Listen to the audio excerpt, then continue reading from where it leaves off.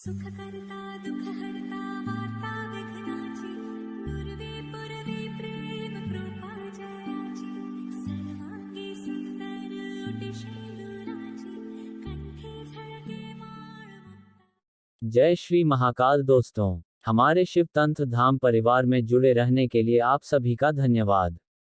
मेरे सभी साधकों के ऊपर त्रिदेव और त्रिदेवियों का आशीर्वाद बना रहे।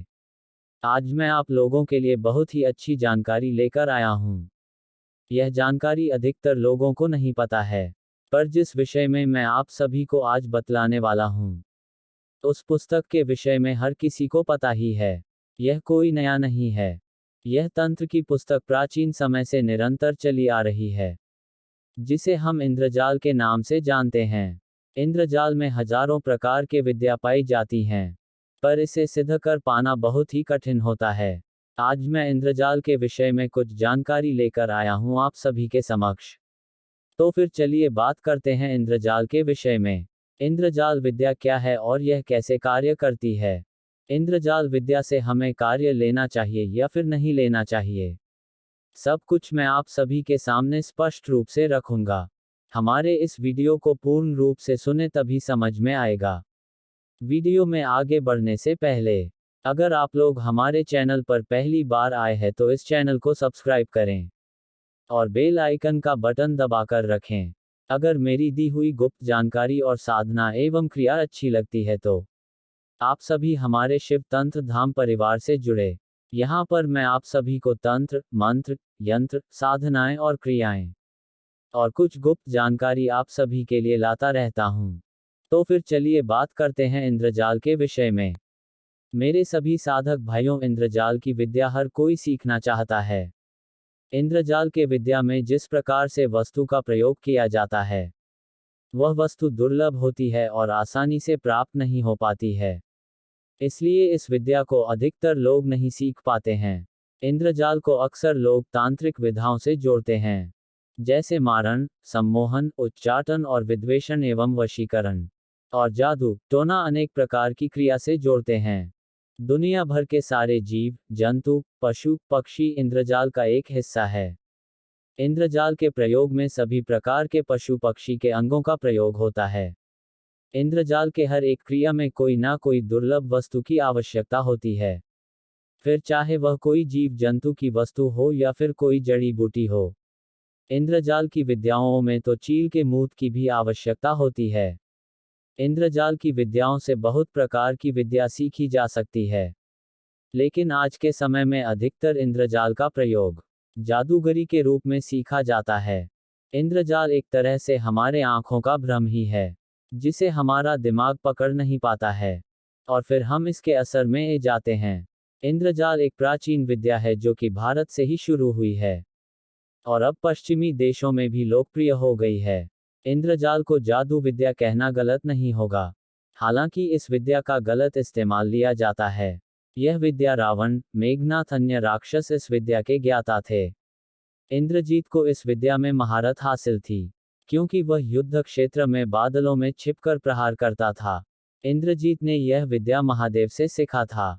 इंद्रजीत को यह विद्या बहुत कठिन परिश्रम करने के पक्षी प्राप्त हुआ। मेरे सभी साधकों, यह एकमात्र भ्रम विद्या है। इस विद्या माध्यम से किसी भी मनुष्य को भ्रमजाल में फंसाया जा सकता है और उन्हें अपने इच्छा अनुसार नचाया जा सकता है। जो इस विद्या का अभ्यास करते हैं उन्हें इंद्रजालिक कहते हैं। आज के समय में इस विद्या के माध्यम से जादू का खेल दिखाया जाता है और पहले भी इस विद्या के माध्यम से जादूगरी होती थी। आजकल इसे जादू का खेल कहते हैं। आप सभी ने तो सर्कस में करतब दिखाने वाले, सड़क पर जादू के तमाशे दिखाने वाले आदि व्यक्ति को जरूर देखे होंगे, या फिर आप ऐसे जादूगर को जरूर देखे होंगे जो गर्म लोहे को अपने मुंह में रख लेते हैं, गर्म जंजीर से अपने शरीर पर मारते हैं, जीवित मनुष्य को दो टुकड़े में बांट देते हैं। ऐसे बहुत सारे अद्भुत दृश्य को दिखाते हैं, जो यह सब इंद्रजाल विद्या के माध्यम से संभव है, जो वास्तव में किसी चमत्कार से कम नहीं लगता है। जितने भी जादूगर वाले मनुष्य होते हैं, सभी इन्हीं विद्याओं का प्रयोग करते हैं। यह विद्या ऐसा है जिसे देखने वाले व्यक्ति भ्रमित हो जाता है। उस व्यक्ति को वही दिखाई देता है जो इंद्रजाल के ज्ञाता चाहते हैं। कुछ लोग इसका संबंध पौराणिक काल के युद्ध नीति से जोड़ते हैं। इसके अंतर्गत कोई राजा अपने दुश्मन को भ्रम में डालने के लिए इसका प्रयोग करते थे। इंद्रजाल का प्रयोग राजा महाराजा लोग अपने धन को सुरक्षित करने के लिए किया करते थे। प्राचीन समय के कुछ गुरु जिन्हें इंद्रजाल की सिद्धियां थी, वह इसका प्रयोग पूरी सभा में अपनी बात और राजा की बात को सभी को मनवाना यह संभव नहीं हो पाता था। तब ये गुरु इंद्रजाल का प्रयोग किया करते था उस सभा में। उन्होंने इंद्रजाल को राजनीति में प्रयोग में भी लाने लगे। राजाओं का कथन हुआ करता था अपने गुरु से, सुझाव के अनुसार कुछ ऐसा होना चाहिए। दुश्मनों से युद्ध के दौरान अचानक आसमान में अंधेरा छा जाना, बहुत सारे ध्वज का उड़ना, बिना मौसम के बादल का गर्जना और बारिश होना आदि जैसे भयावह यानी डरावना उत्पन्न करने वाला प्रयोग। ऐसा करने से सामने वाले शत्रु के समूह में भय हो जाता था। और भी अनेक प्रकार के भ्रम को पैदा करना केवल इंद्रजाल से ही हो सकता है। असल में इंद्रजाल वह है जिस पर हमारी आंखें, दिल और दिमाग विश्वास करने के लिए राजी ना हो। अक्सर हमें लगता है कि यह हमारी आंखों का धोखा है, परंतु यह दिमाग की चतुराई से होता है। जादूगरों के हाथ हमारी नजरों और दिमाग से तेज होते हैं, इसी कारण हम जादू को समझ नहीं पाते हैं। आप यह सुनकर चौंक जाएंगे कि इंद्रजाल नाम की एक जड़ी भी है। यह समुद्री इलाकों में पाई जाती है, परंतु यह सारे समुद्री इलाकों में नहीं मिलता है।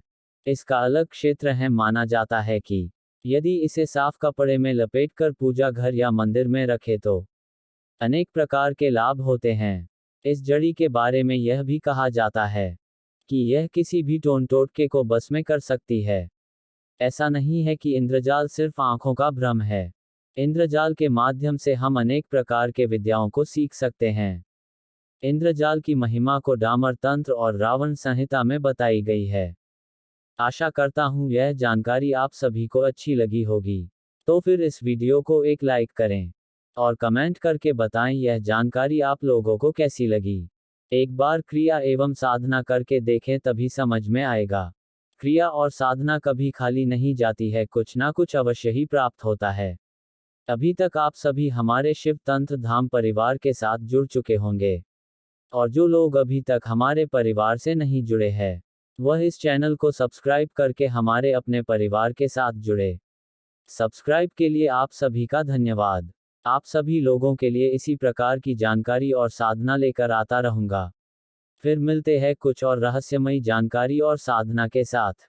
तब तक के लिए मेरे सभी साधक और साधिकाओं को जय श्री महाकाल।